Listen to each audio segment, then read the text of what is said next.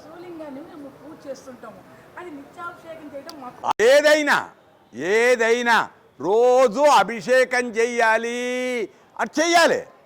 నువ్వు స్నానం చేస్తున్నావు కదా, నువ్వు రోజు స్నానం చేస్తున్నావు కదా, నువ్వు 3 పూటలు స్నానం చేస్తున్నావు కదా, నువ్వు 3 పూటలు ప్రసాదం స్వీకరిస్తున్నావు కదా, మళ్ళీ భగవంతుడికి 3 పూటలు చేయాలి. అది దేవాలయంలో అయితే సాధ్యం తప్ప ఇళ్లలో సాధ్యము కాదు. కనుక నీకు ఎప్పుడు వీలైతే అప్పుడే ఆ ఆనందాన్నే భగవంతుడు నీకు పంచుదువుగాక. అందుకే గొప్పది దీన్ని ఏమంటారు ఇప్పుడు మీరు అడిగిన ప్రశ్నకు గొప్పది. రేపు వచ్చేది శివరాత్రి, ఒక్క పొద్దు అని పల్లెలలో. ఆ ఒక్క పొద్దుని ఏం చేస్తాడు? ఉదయము దంతధావనం చేసే తాను దంతధావనం చేస్తే నేను ఛాయ్ తాగాలి, టిఫిన్ చెయ్యాలి. కాబట్టి దంతధావనం చెయ్యకుండా సాయంత్రము దంతధావనం చేసే సాయంత్రం ఒక్క పొద్దు వదిలిన అనే వాళ్ళు ఉన్నారు. అంటే ఈరోజు అప్పుడు అది మంచా చెడా?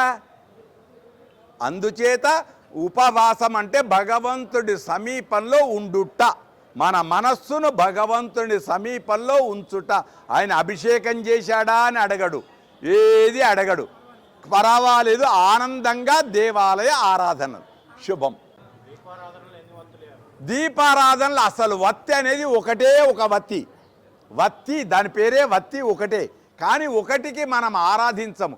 లక్ష్మీనారాయణులు దంపతులు, లక్ష్మీనారాయణులు 2 ఒత్తులు వేయాలి. కొందరు 3 వేయండి, కొందరు 5 వేయండి. అన్నీ మీడియా పెరిగిన తర్వాత అనుమానాలు పెరిగాయి,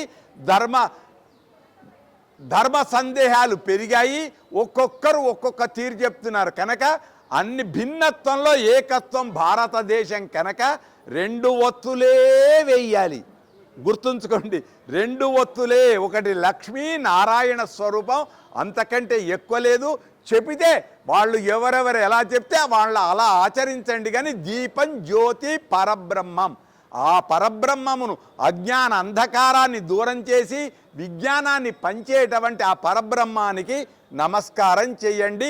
ఇప్పుడు సంధ్యాదీపం పెట్టేవాళ్ళు ఎక్కడున్నారో నాకైతే తెలియదు.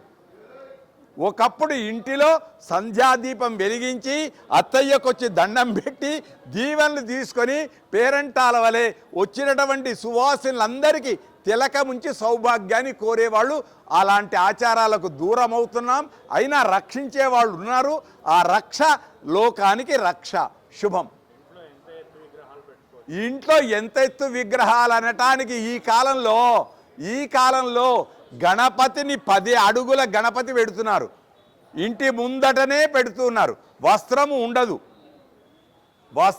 ఉండదు, విగ్రహం పెడుతున్నారు. డబ్బు ఉంది, విగ్రహం పెడుతున్నారు. నేనేదో గణపతి అన్నాను, ఇంకా వేరే. వస్త్రం ఉండదు, వస్త్రం లేకుండా ఉంచకూడదు. 1. 2, అసలు ఆరాధనకు అంగుళం మాత్రమే ఉండాలి. ప్రమాణం అంగుళమే. 1 అంగుళము విగ్రహం లేకుండా ఒక విగ్రహం సాలగ్రామం, దానికి రూపురేఖ ఉండదు. తెలిసిన వాళ్ళు అది హయగ్రీవమా, సంతానమా, నారసింహమా అని సాలగ్రామములు. ముక్తినాథ్, గండకీ నదిలో దొరికే రాళ్ళు, శిలలు, ఆ శిలలే ముఖ్యమైన శ్రీమూర్తులు. కనుక ఇంటిలో ఎంత చేసినామని కాదు, క్వాంటిటీ కాదు. గుర్తుంచుకోండి, క్వాలిటీ కావాలి. ఎంత చేశామని కాదు, ఎంత మనస వాచ కర్మణ చేశామని, అది గొప్పది. అదే ఇప్పుడు సత్యనారాయణ వ్రతంలో 5వ కథలో వింటాం. పిల్లలు చేసే కథ 5వది వింటాం. అందరికీ శుభాకాంక్షలు. ఇంట్లో పూజ గదులు తెరిచి ఉండాలనా, తీసి ఉండాలనా?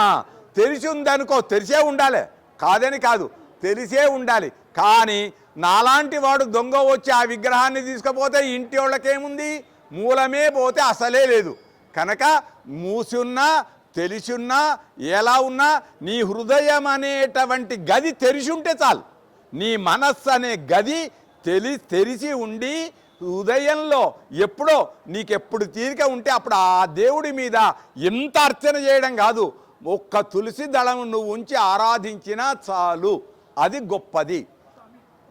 ఇంకొక మాట, వాస్తు శాస్త్రం వచ్చిన తర్వాత దేవాలయం ఉత్తర దిక్కుల్నే ఉంచాలా, అక్కడనే పెట్టాలా అని అనుమానాలు.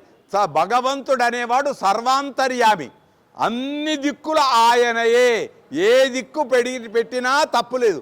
కానీ శాస్త్రరీత్యా ఆగ్నేయంలో వంట ఉండాలి, పడుకునేది ఇక్కడ ఉండాలి, అది వెళ్ళేది అక్కడ ఉండాలి. కాబట్టి తూర్పు ఈశాన్యములు అని పండితులు చెబుతూ ఉన్నారు.